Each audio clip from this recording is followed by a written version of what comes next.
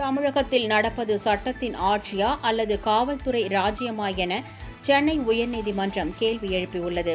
சென்னையைச் சேர்ந்த 28 வயதான பெண் மயிலாப்பூர் மகளிர் காவல் நிலையத்தில் அளித்த புகாரின் பேரில் வழக்கு விசாரணை சைதாப்பேட்டை நீதிமன்றத்தில் நடந்து வருகிறது. இந்த வழக்கில் சைதாப்பேட்டை மாஜிஸ்ட்ரேட் நீதிமன்றத்தில் வாக்குமூலம் பதிவு செய்ய உத்தரவிடக் கோரி சென்னை உயர்நீதிமன்றத்தில் பாதிக்கப்பட்ட பெண் வழக்கு தொடர்ந்தார். அந்த மனுவில் வழக்கில் குற்றம் சாட்டப்பட்ட நபர் முன்ஜாமீன் கோர திட்டமிட்டு வரும் நிலையில் கூட தன்னிடம் வாக்குமூலம் பதிவு செய்யவில்லை என கூறியுள்ளார். இந்த மனு நீதிபதி பி. வேல்முருகன் முன் விசாரணைக்கு வந்தது.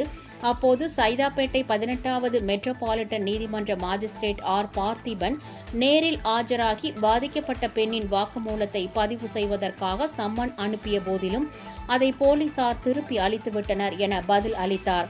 இதையடுத்து போலீசார் தங்களின் மோசடிக்கு நீதிமன்றத்தையும் உடந்தை ஆக்குவதாகவும் காவல்துறையின் இத்தகைய செயல் கண்டனத்திற்குரியது என்றார்.